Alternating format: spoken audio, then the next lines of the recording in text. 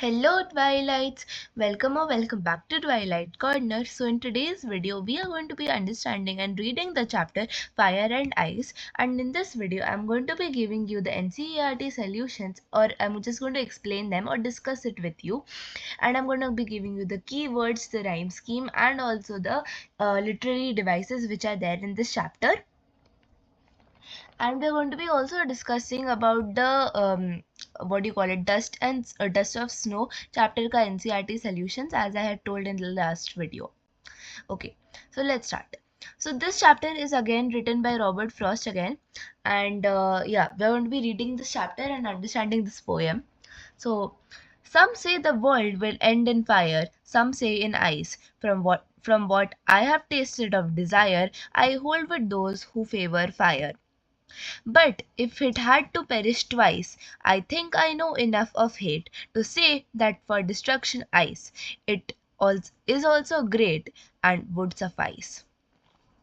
Okay, so what is the meaning of this poem? First of all, let us read the first stanza once again. Let's see what it means first. So some say the world will end in ice. So over here, the poet who is there, Robert Frost, he talks about the world ending. बोलते ना 2026 में दुनिया खत्म होने वाली थी ऐसे. तो the over here we're talking about the world is ending. तो इसमें दो types है. How will the world end? It will either end in fire or in ice. Okay. So either it will end in fire or it will end in ice. So these are the two ways which the poet is saying that the world will end. But he takes the side of fire. His first decision that he thinks how the world will end is in fire. How does it end in fire? It's not because कहीं पे आग लग जाएगी इसलिए पूरी दुनिया जल जाएगी. No, that is not the case what is told here. Over here we know about people, right? People who are there, they tend to become greedy, since because we obviously have human desires which are there. You would also want ना कि अपने दोस्तों को देखे तुम्हें ये चाहिए वो चाहिए, obviously होता है ना. तो you would also become greedy कि हाँ यार मुझे भी ये चीज़ें चाहिए. Or there would be jealousy that you would face, right? There would be greediness, the desires that you have, or the jealousy that you get from other people. Iski wajah se, since because it is increasing a lot, and since because of this increase what is there, that is why there will be coldness among people, and there will be distributions or differences among people.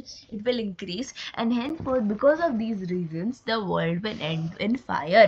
तो एक आग लग जाएगी इस चीज़ों की. Greedy क्या क्या है मैं लिख देती हूँ. Point of view which I'm telling the words right now, these are key words, so please do understand them and write them in somewhere. Okay, you can write this in your textbook, you can write this somewhere, but please do write them.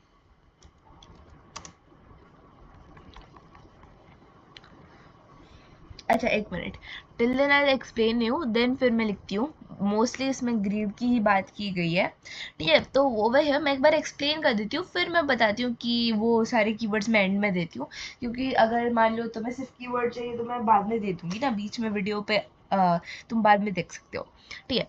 तो देखो क्या है, मैं बता दिया था वैसे तो मैंने.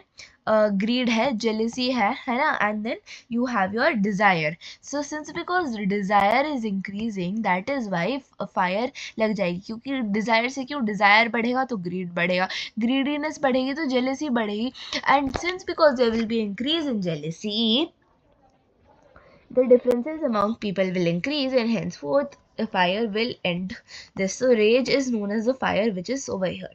Next, but if it had to perish twice, मतलब if the world had to end twice, दूसरी बार अगर world end होती, तो I think it would I think I know enough of hate to say that the destruction would be ice, and it is also great and also would suffice. इधर suffice का meaning होता है sufficient, मतलब enough. ये लिख देती हूँ, एक सेकेंड.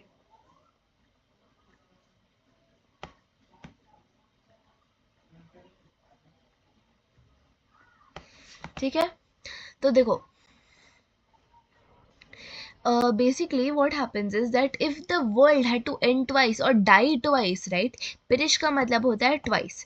तो over here it means that if the world had to die twice or it had to perish twice, then the poet obviously he has been around so many people who are with hatred, है ना, hatred है, there's a lot of what do you call it, inferiorness, inferior which is there, inferiority है ना, and indifferences which are there, and that would increase the coldness. क्या बोलना चाह रही हूँ, I'll explain it again.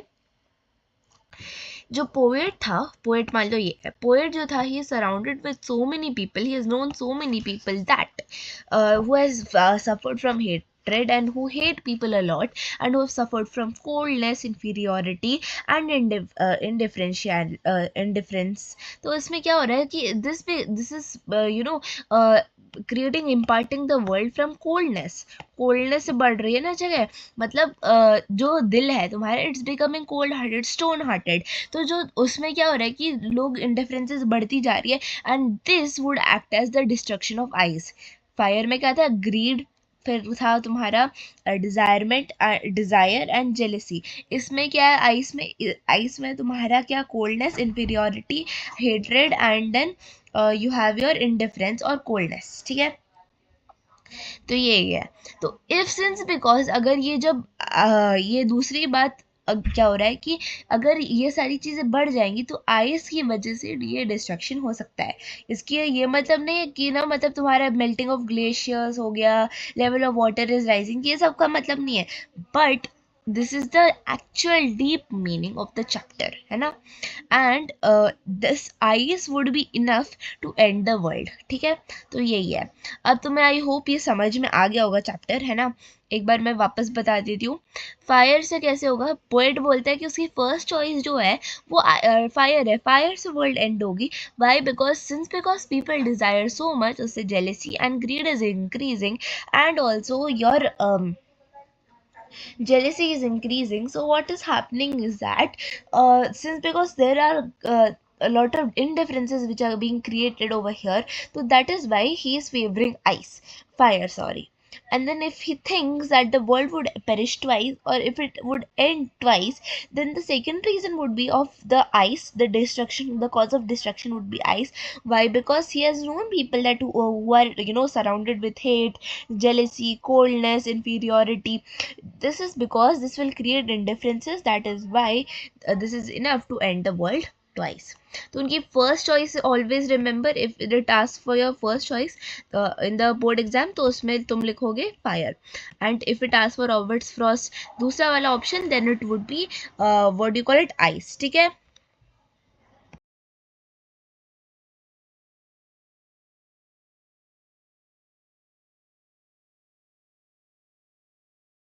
Okay. चलो, इतना समझ में आ गया, I hope this is clear, है ना. ओके, चलो. अब इसमें मैं तुम्हें एक बार, इसमें पोएम में से कीवर्ड जो है मैंने ऑलरेडी मार्क कर चुके हैं, तो मैं एक बार वापस अंडरलाइन कर देती हूँ. ब्लैक से नहीं, रेड से चलो कर देती हूँ. एक वर्ड है डिज़ायर, एक वर्ड है तुम्हारा फायर, एक है आइस, और फिर तुम्हारा है fire, favour fire, perish twice, hate, destruction of ice, suffice. ठीक है, बट इसमें कीवर्ड्स तुम्हारे क्या है, jealousy, greed, hatred, desire, coldness, inferiority, indifference and sufficient. ठीक है, I hope this is clear. चलो, now let us move on to the rhyme scheme. भाई, इस चैप्टर का राइम स्कीम ऑब्वियसली अब बताओ. राइम स्कीम इस चैप्टर का है A B C D. लिख के बता देती हूँ. A B, फिर A, then is B C,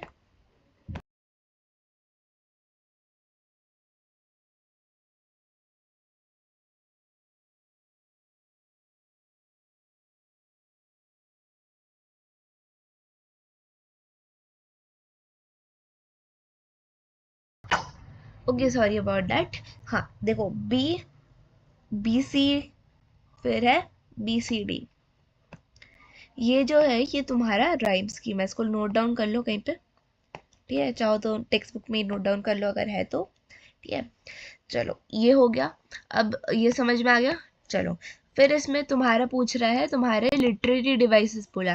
पहले तो एलिट्रेशन ना मोस्टली हर एक पोएम में होता है, हर एक, तुम देख सकते हो कहीं पे भी होता है. ठीक है, फिर इसमें तुम्हारा इंजैपमेंट है ना। इंजैपमेंट में क्या है तुम्हारा, उससे पहले इमेजरी। इमेजरी देखो, हर एक स्टैंजा को फाइंड करके तुम इमेजिन कर पा रहे हो कि हाँ ये चीज़ें बताई जा रही है, तो दोनों पैराग्राफ्स में तुम्हें इमेजरी दिख रहा है। फिर असोनेंस है ना, तो असोनेंस में तुम्हारा क्या है, रुको देखने दो।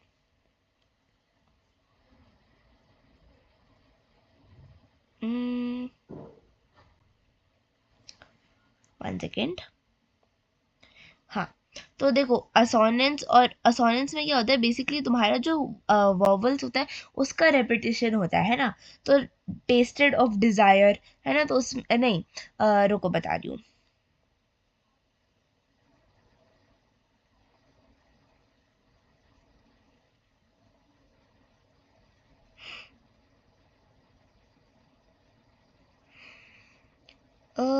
एक सेकेंड।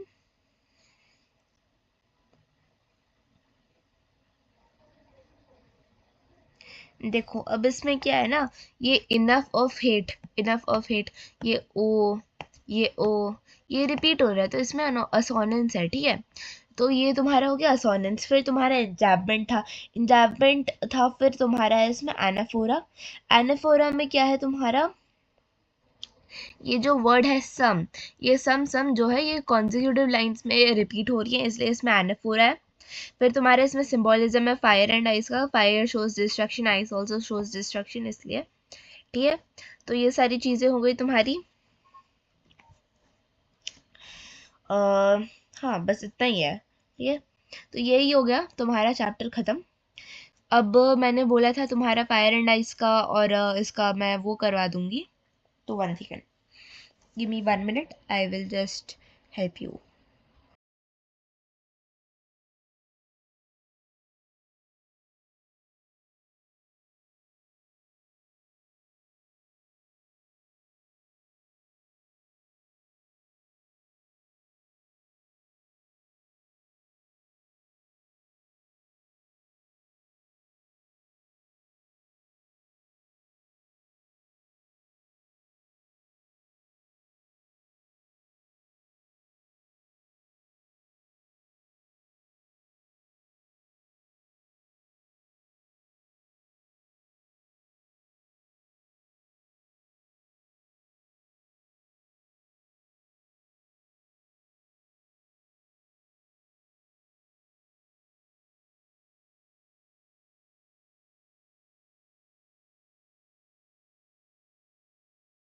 हाँ जी, सो आई एम बैक।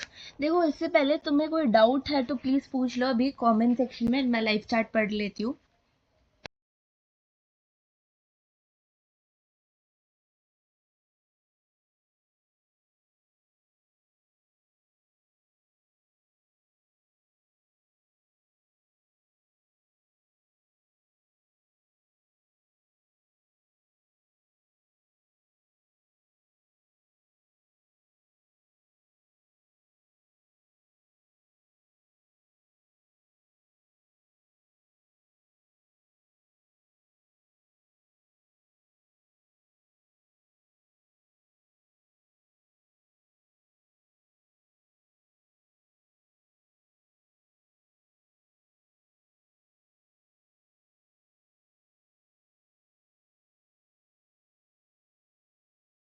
चलो ठीक है, first question, there are many ideas how about the world will end, do you think the world will end someday?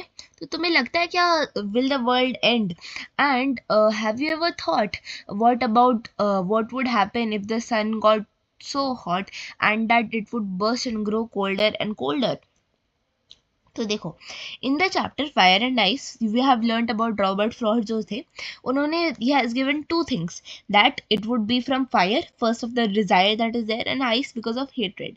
And the poet who is there, he believes that both the human emotions are too powerful for the world to destroy the world, है ना। तो there are a lot of ideas that would end the world, for me I think so.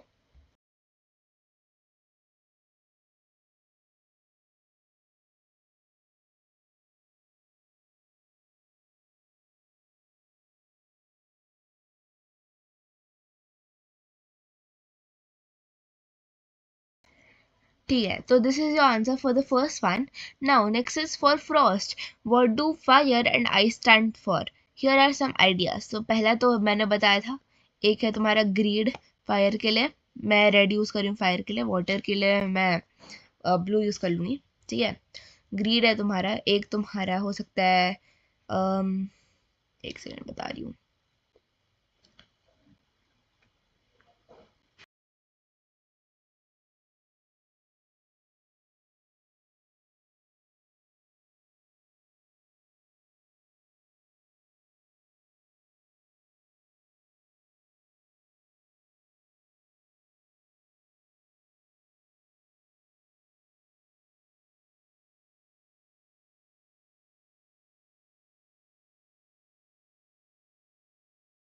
Okay so बोला ना, grid हो सकता है एक. एक तुम्हारा एवराइस हो सकता है. एक तुम्हारा आई थिंक डिजायर कहाँ पे है? डिजायर नहीं है इसमें, लस्ट है. एक लस्ट तुम्हारा हो सकता है ना. फ्यूरी, फ्यूरी, फ्यूरी हो सकता है तुम्हारा. फिर होता है डिजायर. डिजायर चाहिए ना ऑब्वियसली. डिजायर तो नहीं है हाँ इसमें. And then you have your conflict. Conflict से भी बढ़ता है ना बिकॉज ऑफ दिस. तो ये सारे तुम्हारे हो गए आई वुड से फॉर दिस, है ना. फिर when you talk about your what do you call it, पानी के लिए, आइस के लिए. तो आइस के लिए ऑब्वियसली पहला तो है हेट्रेड बताया था, रिजिडिटी. फिर तुम्हारा है इंडिफरेंस बताया था, एक कोल्डनेस भी बताया था. मैंने बहुत सारे कीवर्ड ऑलरेडी बता चुके थे. इनसेंसिटिविटी है तुम्हारा, है ना. एंड देन तुम्हारा क्रुएल्टी, इंटॉलरेंस. बाकी के सारे जो भी बचे हुए हैं ये सारे तुम्हारे होते हैं. Rhyme scheme of the poem बता दिया था तुम्हें. A A, A B, A B C, B C D, है ना. How does the poet help in bringing out the contrasting ideas in the poem? सोचो.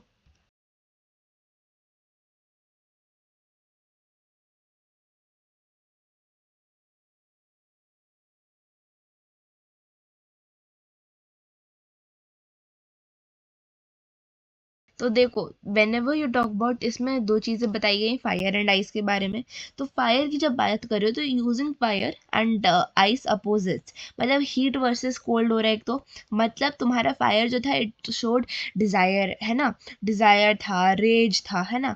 And then for ice it is hatred वगैरह. तो these are two different views which are being presented that would end the world, right. And the poem which is there, it is short and simple, sharp and clear, right. So this is helping us to understand basically these are few destructive ideas that of the human emotions that would actually kill the world. So chalo, I hope this is clear. We're done with this chapter for now. Let's move on to dust of snow. Dust of snow के भी NCERT questions कर लेते हैं.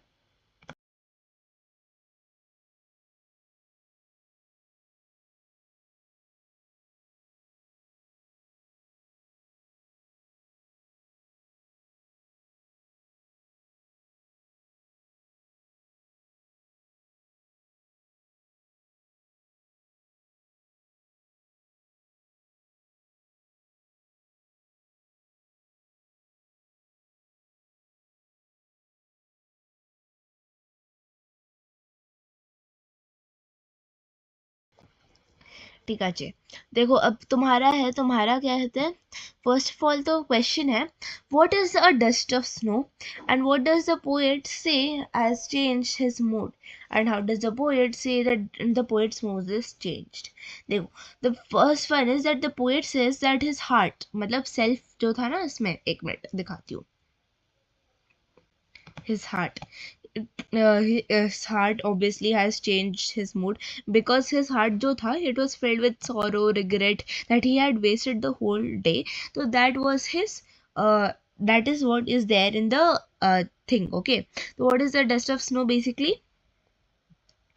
Dust of snow जो था, dust of snow meaning it is the fine particles of the snow which are there.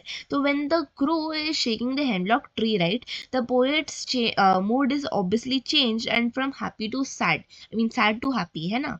So this is your first answer for this question. Next, what does the poet say say has changed his mood? Obviously the dust of snow has changed his mood. It was filled with sorrow before, है ना. फिर it has changed because he had you know dust of snow from the hemlock tree when the crow had shook it, and that is why his mood had changed. Next, how has the poet's mood changed? Because a simple incident had made a shift, a smooth shift in the his mood from sadness to happiness, and it saved his rest of the day to be more productive. इसलिए the basically उनका जो poet का mood था, that is how it changed. ठीक है, next question है. चलो next question. How does frost present nature in the poem? And the following questions may help you to think of an answer. What are the birds that are usually named in the poems? And do you think a crow is often mentioned in the poems? And what images come to your mind when you think of a crow? So देखो, I told you about that crow ki, it shows a negative energy in the last video if you remember. है ना. तो usually जो birds होते हैं that you see in the chapters which are there, उसमें usually there are nightingales, sparrows, है ना. तो over here crow is not usually seen in the poem. Why? Because it shows harshness, negativity, है ना. तो over here frost is using a hemlock tree and the crow which show a negative symbol, and to show something positive, obviously the dust of snow is being showed that the crow while shaking it improves his mood. So obviously the nature is not always in a traditional sense, right, and unpleasant things that nature can actually bring joy and change the mood of the people. Next question. Again, what is a hemlock tree? Why doesn't the poet write about a more beautiful tree such as a maple or an oak or a pine? तो देखो इसका answer तुम सोच के बताओ. Hemlock tree obviously negativity it shows, right. तो obviously over here he is showing the idea of changing negativity into positivity. तो इसमें लिखोगे तुम, in the chapter the dust of snow, in the poem the dust of snow, the hemlock tree is a poisonous tree often associated with sadness, negativity and death. Robert Frost chooses a hemlock tree instead of a beautiful tree like maple or oak to break the usual poetic idea of beauty.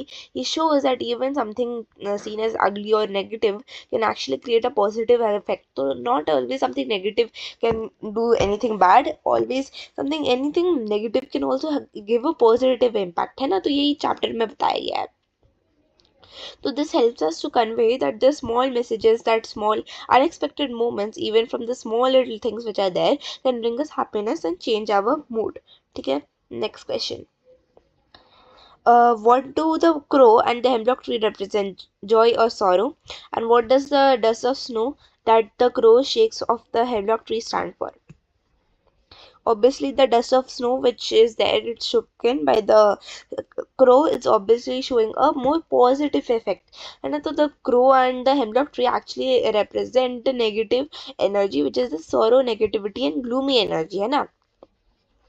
And then the dust of snow stands for positivity and joy, right. And there is a sudden change in the mood of the poet, right. So basically thus you could say that something negative such as a crow and a hemlock tree brings positive transformation in the poet's feelings. Last question is that, have there been times that you have felt depressed or hopelessness, and have you ever experienced a similar moment that has changed your mood that day? Okay, तो ये तो तुम खुद answer कर सकते हो, but for me if I answer it personally, I don't really have like personal feelings. हाँ, there would be one thing I would say, like a small moment जो था मेरे साथ कि when I was like playing, okay, I was playing around here and there. तो क्या हुआ था कि एक छोटी बच्ची ने हाय बोला था मुझसे. She gave a very warm smile to me and then that actually changed my day and fixed my mood a little bit, है ना. So I don't really have personal feelings जो भी experiences for this, but many people can relate to this dust of snow वाले, and there would be even small moments like a kind gesture, kind word जो भी रह सकते हैं, that could even instantly change the mood.